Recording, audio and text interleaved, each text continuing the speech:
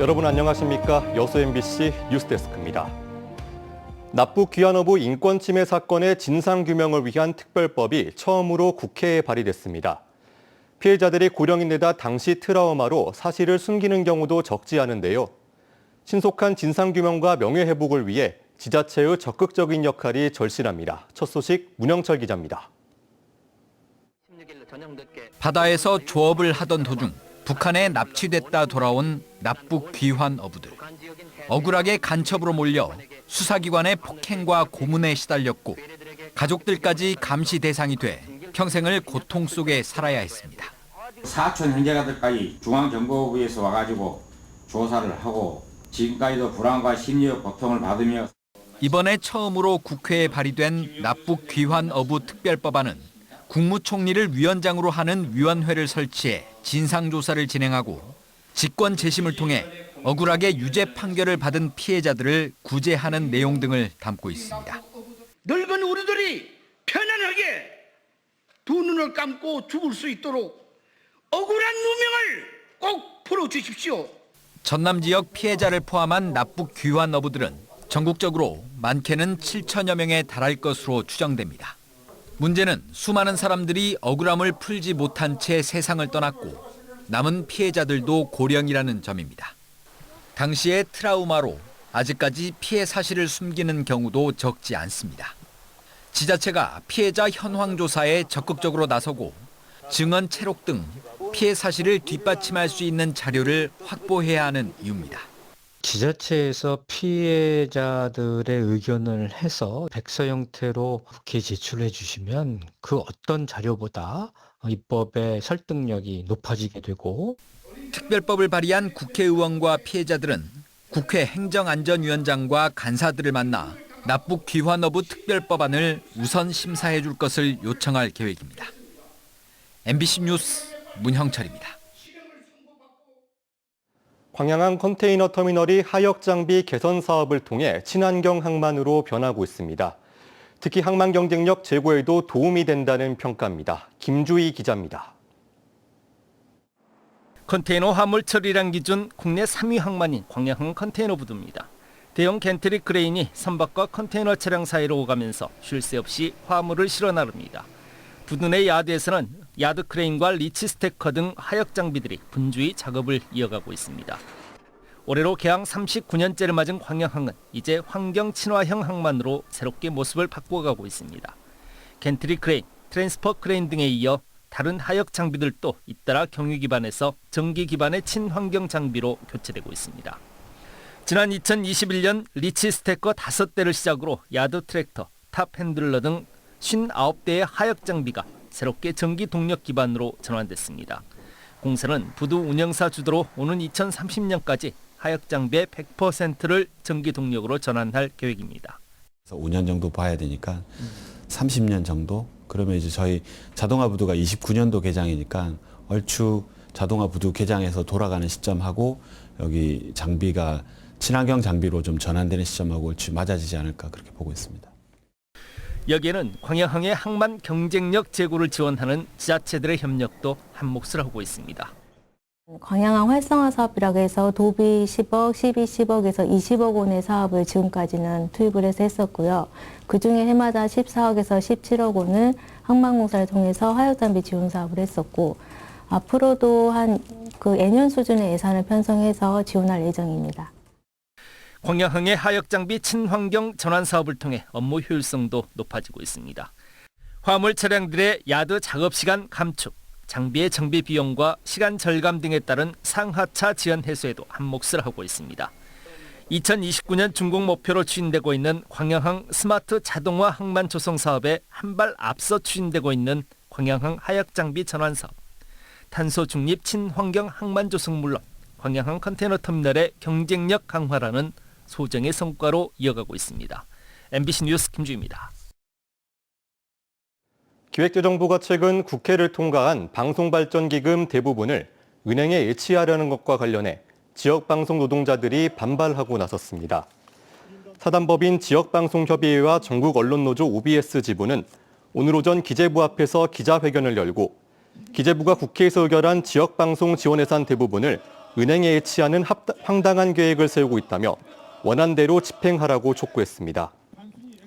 또 이는 행정권 남용이자 지역에 대한 구조적 차별이며 지역 방송의 생존을 위협하는 행위라고 강조했습니다. 이에 앞서 국회는 지난 2일 여야 합의로 지역방송 지원 예산이 담긴 방송발전기금을 기존 49억 원에서 207억 원으로 4배 이상 증액했지만 기재부가 이 가운데 150억 원을 금융기관에 예치하기로 결정했습니다. 순천시가 영호남을 아우르는 콘텐츠 인재 양성기관을 설립합니다. 순천시에 따르면 최근 확정된 내년 정부 예산안에 가칭 남해안권 애니메이션 웹툰 콘텐츠 아카데미 설립을 위한 용역비 2억 5천만 원이 반영됐습니다. 해당 기관은 제작 스튜디오와 교육 숙박동 등 국비 150억 원을 확보해 총 300억 원을 투입해 오는 2028년을 목표로 설립을 추진하고 있습니다. 수능 성적표가 오늘 수험생들에게 배포됐는데요. 광주에서는 10년 만에 만점자가 나왔습니다. 역대급 불수능이란 평가 속의 수험생들은 이제 본격적인 정시 지원 전략 마련에 들어가야 합니다. 한신구 기자의 보도입니다. 12년 동안의 학교 생활의 정점을 찍는 수능시험 성적표를 받는 순간. 그동안 고생했던 순간이 스쳐가면서 기쁨의 눈물도 누가 봐도 흘리고 고생한 줄 보이잖아, 그지? 밤늦게까지 하고 수험생들의 표정엔 기대와 아쉬움이 교차합니다. 광주에서는 지난 2016학년도 이후에 10년 만에 수능 만점자가 탄생했습니다. 주인공은 광주 소속고등학교 3학년 최장원. 내신과 수능 등 학업 준비를 열심히 하면서도 광주 고등학교 학생의 의장 등을 맡는 등 다양한 경험도 쌓아왔는데 앞으로 경제학과에 진학해 사회에 봉사하는 공직자가 되고 싶다는 포부를 밝혔습니다. 성취감을 얻는 것을 좋아하기 때문에 이제는 그 범위를 대한민국 전체로 넓혀가지고 공직에서 우리나라의 긍정적인 변화를 이끌고 그만큼 더 큰 성취감을 얻는 것을 목표로 하고 있습니다. 국어와 영어 영역이 어려워 변별력이 확보되는 등 역대급 불수능이었다는 평가를 받는 이번 2026학년도 수능시험. 수험생들은 받은 성적표를 토대로 이제부터 본격적인 정시 지원 전략을 짜야 합니다. 정시 모집 인원은 전체 대학 모집 인원의 20% 정도인 6만 9천여 명인데 수도권 대학의 선발 비중이 큰 데다가 대학별로 무전공 선발 확대나 과목별 반영 비율 변경 등 다양한 변화가 있어서 반드시 모집 요강을 꼼꼼히 확인해야 합니다. 원점수 외에 표준 점수 100분의 1을 반영하는 대학이 있으므로 무엇이 자신에게 유리한지 또 과목 반영 비율을 잘 살펴서 지원 전략을 세우면 좋겠습니다. 광주시 교육청은 정시 지원 수험생들을 위해서 오는 11일 정시 지원 전략 설명회와 함께 19일부터 23일까지는 1대1 집중 상담을 하기로 했습니다. 한편 정시 모집 원서 접수는 오는 29일부터 31일까지 사흘 동안 실시되며 합격자 발표는 내년 2월 초까지 순차적으로 이루어집니다. MBC 뉴스 한신구입니다. 그렇게. 고흥군이 정부의 지방소멸 대응기금 투자계획 평가에서 S등급을 받았습니다.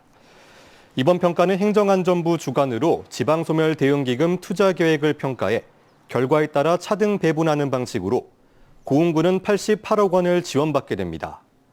고흥군은 올해 평가에서 지역 내 인구 유입, 지속 가능성 등이 높은 점수를 받았으며 최근 2년간 확보한 기금액도 248억 원에 달해 전국 2위, 전남 1위를 기록했습니다.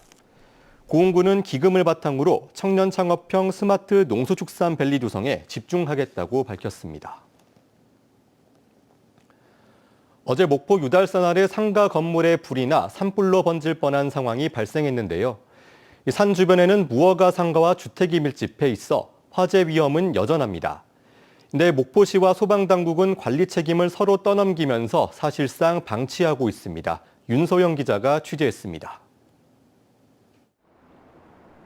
상가 건물을 집어삼킨 검은 연기가 곧바로 유달산 쪽으로 퍼져나갑니다. 다행히 산불은 막았지만 4개 점포가 모두 탔습니다. 불이 난 상가는 건축 규제가 엄격하지 않았던 1980년대 전후로 지어져 현재 법적으로는 시유지를 점유하고 있는 무허가 건물로 분류됩니다. 다시 찾은 현장에는 여전히 화재 위험이 도사리고 있었습니다. 불에 그을린 상가 안에는 소화기 3대가 전부입니다. 수십 년 동안 땅 사용료를 내고 영업해왔지만 무허가 건물이라는 이유로 이곳은 소방설비 의무 설치 대상에서도 전기화재 점검 대상에서도 빠져 있습니다. 저희가 대불료를 내는 이유도 뭐겠습니까? 항의도 방문해서 항의도 해보겠지만 돌아오는 것은 대책이 없다라는 겁니다. 화재나 붕괴 위험을 줄이려는 상인들의 정비 의지도 있었습니다. 하지만 나무 합판을 덧댄 구조물을 수억 원을 들여 보강하려 해도 무허가 건물이라는 이유로 대출이나 지원을 받기 어려운 게 현실입니다. 언제든지 무너질 수 있는 그런 상황이거든요. 저희가 이 땅을 담보로 대출을 받아서 건물을 짓고 새로 깔끔하게 짓고 하겠다. 근데 그것도 안 된다. 저희가 감당할 수 있는 금액이 아니거든요. 상가 아래로 내려가면 상황은 더 심각합니다. 언덕배기 주택 대부분이 고령층이 사는 노후 무허가 건물들입니다. 대부분 주택이 낡은 구조물에 나무를 덧댄 형태라 화재에 취약한데요. 불이 번져 자칫 인명피해와 산불로도 이어질 수 있는 상황입니다. 하지만 행정 대응은 제자리입니다. 목포시는 오랜 기간 이어져 온 관행과 무허가 건물의 법적 한계를 이유로 상황을 알고는 있지만 안전관리는 소방의 소관이라는 입장. 소방당국은 또 무허가 건물 관리의 책임은 목포시라며 서로 책임을 미루고 있습니다. 내가 관리부서가 아닌데 남의 부서에 왜 이게 처리가 안 되는 거 그거에 대해서 말씀하기가 그래요. 유달산과 주민의 안전을 지킬 관계기관의 대책이 지지부진한 가운데 화재 안전점검의 공백은 커져만 가고 있습니다. MBC 뉴스 윤소영입니다. 관용차를 사적으로 몰다 사고를 낸 여수시청 비서실장이 벌금형을 선고받았습니다. 광주지법 순천지원은 최근 여수시 김모 비서실장에게 업무상 배임 혐의로 벌금 500만 원의 약식 명령을 내렸습니다. 김 실장은 지난 5월 여수시 선소대교 인근 도로에서 관용차를 사적으로 몰다 사고를 낸 혐의를 받고 있으며 그동안 차량을 수백 차례 개인적으로 사용한 것으로 조사됐습니다. 여수경찰서 소속 모 파출소장이 직원으로부터 금품을 전달받았다는 의혹에 검찰이 혐의 없음 처분을 내렸습니다. 광주지검 순천지청은 지난해 말 근무 성적 평정 과정에서 모 경감이 같은 파출소 소속 모 경위로부터 높은 금평을 대가로 금품을 수수했다는 의혹에 대해 무혐의로 결론 내렸습니다. 의혹을 받은 해당 파출소장은 일부 관계자들을 무고 혐의로 고소했으며 사건 관계자들에 대해서도 필요한 조치를 검토할 계획이라고 밝혔습니다. 계속해서 희망 2026 나눔 캠페인에 성금 보내주신 분들입니다. 순천시 상사면 구계마을 주민 1동 7만 원, 금곡마을 주민 1동 9만 원, 노동마을 주민 1동 10만 원, 동백마을 주민 1동 20만 5천 원, 비촌마을 주민 1동 15만 원. 순천시 상사면 서동마을 주민 1동 24만 원, 용안마을 주민 1동 17만 원, 서면 기동마을 주민 1동 6만 원, 압곡마을 주민 1동 15만 6천 원, 수촌마을 주민 1동 6만 원, 순천시 송광면 상이읍마을 주민 1동 15만 원, 산청마을 주민 1동 12만 원, 신정마을 주민 1동 10만 원, 옥령마을 주민 1동 5만 원, 연양동 패션의 거리 다이나핏 순천 연양점 김한수 10만 원, 고흥군 고흥읍 남계마을 주민 1동 15만 원, 우리중화 이한숙 10만 원, 점안면 곡강마을 주민 1동 47만 원, 여수시 아리울중학교 1학년 정희태, 문수초등학교 3학년 정민서 5만 원, 여수시 국동 자연선어 박오계 5만 원, 광양시 마동중학교 1학년 신한결, 마동초등학교 4학년 신한비 4만 원.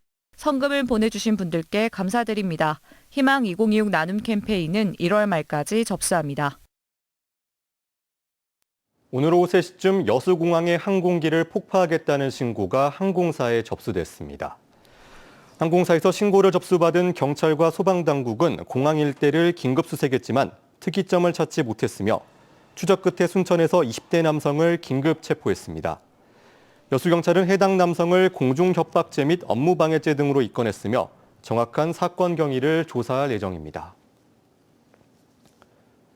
초겨울 추위는 내일부터 점차 누그러지겠습니다. 전남 동부권의 내일 아침 최저기온은 0도에서 영하 4도 사이로 떨어져 춥겠지만 한낮 최고 기온은 11도에서 13도까지 올라 평년 기온을 웃돌겠습니다. 바다의 물결은 남해서부 앞바다에서 0.5m, 먼바다 최고 1m로 잔잔하게 일겠습니다. 이번 주말 내내 하늘은 대체로 맑겠고 기온은 15도 안팎까지 오르면서 다소 온화한 날씨 보이겠습니다. 전국 섬의 60%가 전남에 집중돼 있지만 화재 초기 진압을 위한 필수 장비는 턱없이 부족한 것으로 나타났습니다.